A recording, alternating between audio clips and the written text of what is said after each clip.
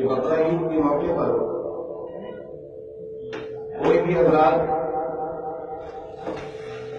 जो ममनुआ जानवर हैं उनकी कुर्बानी करने की कोशिश न करें, ना ही कोई जानबूझकर करे, न कि कोई साहब उनको बदलाने की कोशिश करें, क्योंकि हुकूमत के सब आदेश हैं और उसका पालन करना हमारे लिए बहुत जरूरी है।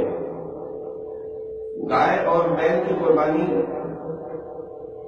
कोई भी साहब करने की कोशिश न करे। मेरे पास इस वक्त थाने से ऐसे साहब आए हुए हैं और दरोगा जी भी मौजूद है।